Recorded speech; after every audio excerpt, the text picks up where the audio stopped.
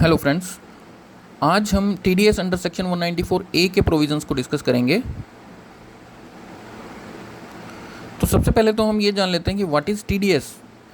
तो जब एक पेयर किसी पेमेंट को करने से पहले उस पेमेंट में से एक पर्टिकुलर टैक्स अमाउंट को डिडक्ट कर लेता है, उसके बाद ही पेमेंट करता है, तो ये डिडक्ट किया गया हुआ टैक्स यही टीडीएस कहलाता है। और ये जो डिडक्ट किया जाता है, ये जो भी स्पेसिफाइड रेट्स दिए गए हैं as per the income tax act, उन्हीं के हिसाब से ये डिडक्ट किया जाता है। और इसके अलावा एक्चुअल पेमेंट अगर नहीं भी की गई है, खाली क्रेडिट ही किया गया है पेई के अकाउंट को, तो तब भी ये प्रोविजंस एप्लीकेबल हो जाते हैं, तब भी टीडीएस काटना जरूरी हो जाता है, क्योंकि पेमेंट और credit which ever occurs earlier, इसके हिसाब से ये टीडीएस के प्रोविजन एप्लीकेबल हो जाते हैं। और ये फिर हमें नेक्स्ट मंथ की विदिन 7th को हमें ये गवर्नमेंट के अकाउंट में जमा भी करना होता है। तो फ्रेंड्स, गवर्नमेंट को एडवांस में ही टीडीएस कलेक्शन मिल जाता है टीडीएस के ज़रिए। इसके अलावा टीडीएस के प्रोविजंस आईटीआर की कंप्लायंसेस को भी बढ़ावा देते हैं, क्योंकि जैसे कुछ लोग आईटीआर ही फाइल नहीं करते हैं, लेकिन अगर उनका टीडीएस कट गया है और अगर उन्होंने रिफ़ंड क्लेम करना है तो उनको आईटीआर फाइल ही करनी पड़ेगी। तो इसलिए ये आईटीआर के कंप्लायंसेस भी बढ़ते हैं टीडीएस से। तो अब हम समझ लेते हैं व्हाट इज़ सेक्शन 194A। इस चैप्टर में हम सिर्फ 194A के सेक्शन को ही स्टडी कर रहे हैं। तो फ्रेंड्स, सेक्शन 194A कब एप्लीकेबल हो जाता है? जब भी कोई इंटरेस्ट की पेमेंट की गई हो, और वो इंटरेस्ट भी इंटरेस्ट होना चाहिए other than interest on securities, यानी सिक्योरिटीज़ जैसे डिबेंचर्स, गवर्नमेंट बॉन्ड्स वगैरह, वो सब इसमें इंक्लूड नहीं है। उनके अलावा जो अदर देन सिक्योरिटीज़ का जो भी कोई इंटरेस्ट है, जैसे लोन्स वगैरह जो होते हैं, या फिक्स डिपॉजिट्स के ऊपर बैंक्स पेमेंट करते हैं अपने कस्टमर्स को, उस तरह के जो इंटरेस्ट हैं वो कवर हैं 194A में। तो अब हम देखते हैं what is the threshold limit for this. तो थ्रेशोल्ड के लिए दो कैटेगरी में बांट दिया गया है इंटरेस्ट की पेमेंट को। एक तो ऐसा इंटरेस्ट जो बैंक्स, पोस्ट ऑफिस वगैरह जो अपने कस्टमर्स को पे करती हैं उनके फिक्स डिपॉजिट्स पर, और एक ऐसी कैटेगरी बना दी गई है जो इनके अलावा है, जो other than banks, post office या कोऑपरेटिव सोसाइटीज़ हैं, जो कि इंटरेस्ट की पेमेंट करते हैं। वो उनके लोन्स वगैरह की वजह से, जैसे मान लीजिए किसी इंडिविजुअल ने अपने फ्रेंड या रिलेटिव्स को लोन दिया है, तो वो भी इंटरेस्ट की पेमेंट तो करेंगे उस लोन पे, या किसी कंपनी को लोन दे दिया है तो वो भी पेमेंट करेगी। तो उनके लिए अलग कैटेगरी है, और उनके लिए जो थ्रेशोल्ड लिमिट है सिर्फ 10,000 है आज की डेट में। 10,000 से ज़्यादा होते ही इंटरेस्ट टीडीएस काटना होगा।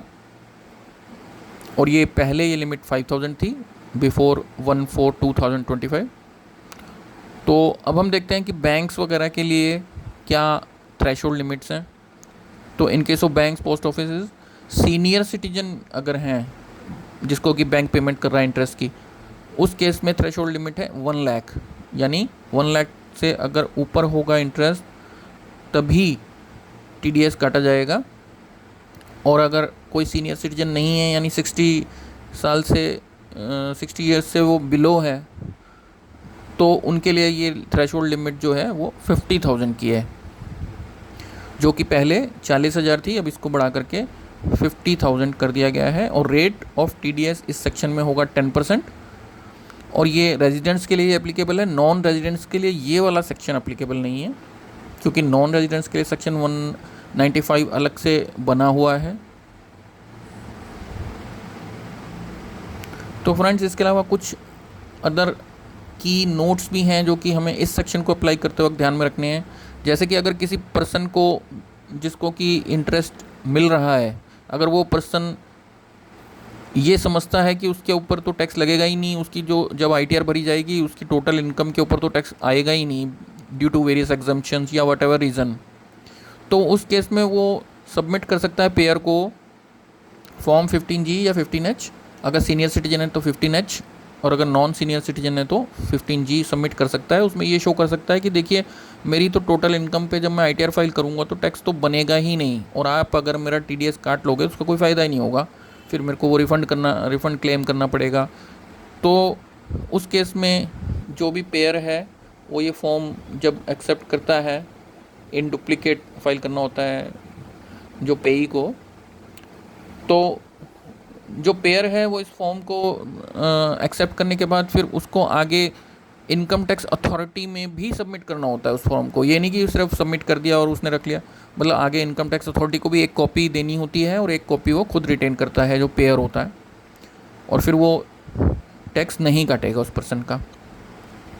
इस पॉइंट में एक और थिंग भी है कि अगर 15H सीनियर सिटीजन सबमिट कर रहा है, क्योंकि सीनियर सिटीजन तो 15H ही सबमिट करेगा, तो सीनियर सिटीजन के केस में एक छूट दी गई है कि अगर ये जो ओनली इंटरेस्ट का जो अमाउंट जो पेमेंट पेयर जो कर रहा है, या मान लीजिए जैसे बैंक अगर इंटरेस्ट का पेमेंट कर रहा है, अगर वो खाली इंटरेस्ट के अमाउंट को देखा जाए, टोटल इनकम को ना देखा जाए, अगर वो इंटरेस्ट के अमाउंट को ही खाली देखा जाए, तो अगर वो बेसिक एग्जम्पशन लिमिट जो होती है, जैसे 2.5 लाख है या 3 लाख है, तो अगर उससे वो ज़्यादा हो जाता है तो TDS के प्रोविज़न एप्लीकेबल हो जाएंगे, भले ही टोटल इनकम के ऊपर टैक्स ना बन रहा हो।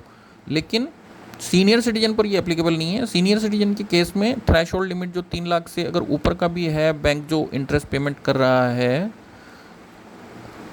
तो TDS के प्रोविज़न एप्लीकेबल नहीं होंगे, बशर्ते कि टोटल इनकम पे भी सीनियर सिटीजन की टोटल इनकम पे भी टैक्स ना बन रहा हो। लेकिन अगर नॉन सीनियर सिटीजन है तो थ्रेशोल्ड लिमिट से अगर ज़्यादा का इंटरेस्ट का पेमेंट हो रहा है तो फिर टोटल इनकम वाले प्रोविज़न को नहीं देखा जाएगा कि उस पर टैक्स बन रहा है या नहीं, क्योंकि थ्रेशोल्ड लिमिट से ही ज़्यादा का इंटरेस्ट ही पे हो रहा है, तो वो TDS फिर काटा जाएगा उस केस में। इसके अलावा एक और पॉइंट ध्यान देने लायक ये है कि अगर जो पेई है वो अपना पैन प्रोवाइड नहीं करता है पेयर को, तो पेयर 20% के रेट से TDS काट लेगा। इसके अलावा एक और ऑप्शन भी है पेई के पास।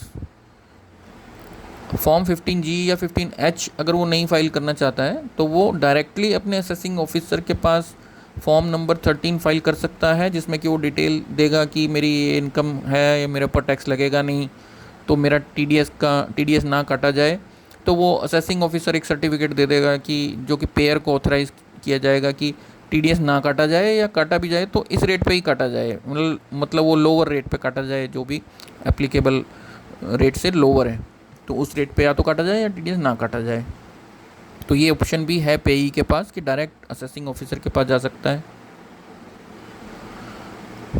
इसके अलावा एक जनरल रूल और भी है कि अगर एक बार थ्रेशोल्ड लिमिट एक्सीड हो जाती हैं, ये वाली थ्रेशोल्ड लिमिट्स 10,000 की जनरल केस में, और बैंक्स और पोस्ट ऑफिस के केसेस में 1 लाख की और 50,000 की थ्रेशोल्ड अगर एक बार इंक्रीज़ हो जाती हैं तो पूरे अमाउंट के ऊपर TDS काटा जाएगा,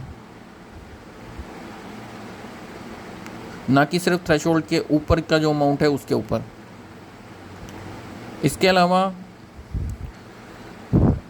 कई बार कुछ लोग जैसे लोन के इंटरेस्ट की पेमेंट करते हैं, तो जब लोन के पेमेंट की इंटरेस्ट की जाती है तो उसमें जो इंटरेस्ट पोर्शन जैसे EMI होती है, अगर उसमें प्रिंसिपल भी अगर इंक्लूड है तो भी उसमें खाली interest portion, only interest portion को अलग से सेपरेटली करके फिर इंटरेस्ट पोर्शन पे भी 194A एप्लीकेबल है लोन की EMIs में जो इंटरेस्ट पोर्शन इंक्लूडेड रहता है।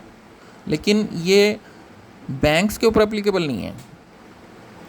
तो इसका मतलब अगर NBFCs वगैरह से कोई लोन लिए गए हैं, या किसी इंडिविजुअल से लोन लिया है, या कॉरपोरेट कंपनी से किसी से भी लोन लिया है और उसकी अगर इंटरेस्ट की पेमेंट्स हैं तो उस पर ये 194A एप्लीकेबल हो जाता है सब्जेक्ट टू थ्रेशोल्ड्स।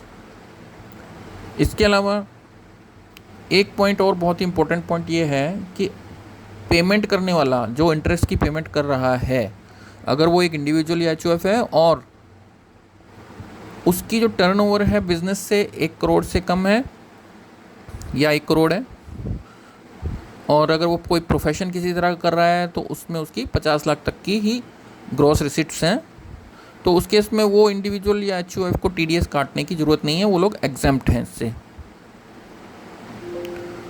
तो फ्रेंड्स, आई होप कि आपको सेक्शन 194A के प्रोविज़न्स क्लैरिफाई हो गए होंगे। आई होप कि आपको वीडियो भी पसंद आया होगा। तो अगर आपको वीडियो अच्छा लगा हो तो लाइक एंड शेयर ज़रूर करें। Thank you.